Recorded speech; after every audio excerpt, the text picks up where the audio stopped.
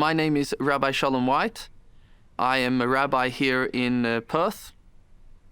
The Talmud says explicitly, Baruch tachai v'baruch tamet. Says we're not given a choice about when we're born, and we're also not given the choice about when we die.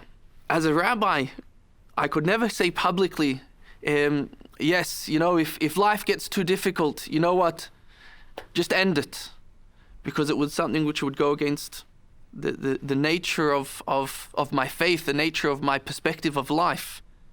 But when we get into the nuances, there's where there's going to be a big difference. I guess the Jewish perspective is that there's no point in causing someone to suffer, and we need to be empathetic about the idea of someone suffering and recognizing that. There is a very strong place to be able to help someone during these times in which they're suffering. We weren't created, we weren't brought into this world to suffer. We're here to enjoy life. And if we're just merely holding on to someone because we don't want to say goodbye, and it would be in their better interest, sometimes we are able to ease that pain. But one thing which we need to do and we're obligated to do, and that is to find within everything meaning. What your mother and grandmother did was something which she felt very passionate, very lively about. And that life lives on in what you're doing. In this whole project which you're doing, that is meaning, that is life. Her life continues. My full name is Zubair Sayed. I work for the Islamic Council of Western Australia. From an Islamic perspective, sovereignty belongs to God, which we refer to as Allah. God alone dictates who is born, who lives, and who dies. Humans cannot intervene in acts of God, and this is one of the tenets of our religion. Referring to euthanasia, from our perspective, there is active and passive. In passive cases, whereby a person who is in a situation where the medical team is advising that they will not get any better, or the situation will get worse and they are a vegetable perhaps. A lot of scholars have reached a conclusion that they may be able to switch off that machine or the apparatus. But from the active side, it's very explicit that injecting a person to die is not the right course of action. My mother made a decision that she had reached the end of her life, and so she took matters into her own hands and ended her life. Is that, in your view, in your religion, is that wrong? Laura could make her own decision because she's not from the Islamic faith. So whether I agree or disagree will not make a difference in her life. And in our religion, in the Quran, it states very transparently that there's no compulsion in religion.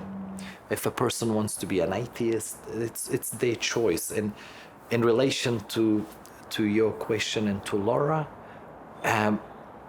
her background, her beliefs, I mean, I cannot say more than that, and that was her choice. Hello. Lovely to meet you.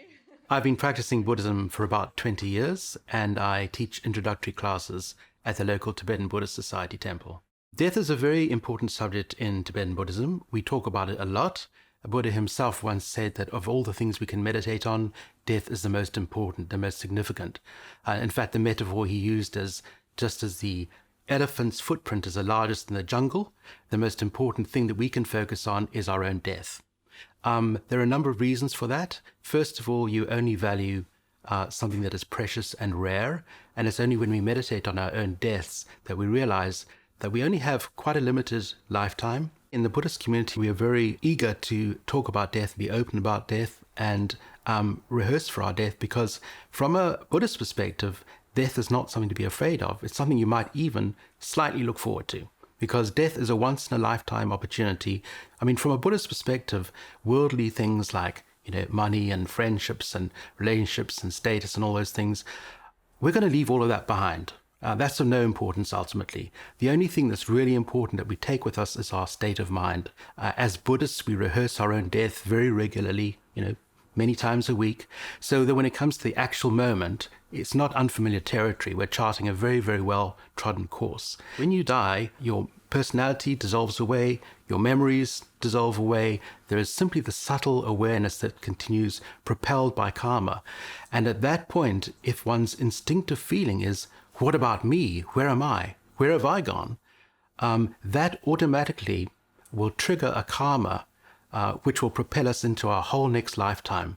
This is one of the reasons why it's really important when we're with somebody who's dying, or any being, it doesn't matter whether it's a person or a pet, any being that's dying, it's really important to, more than anything, give them a peaceful death.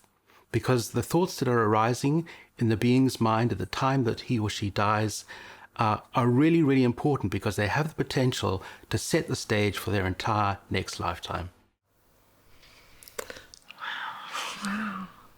When we are dying, it's really important to die without attachment, with a sense of peace and letting go and looking forward to what's coming next. As the Dalai Lama says, don't leave this lifetime empty-handed. Go with something.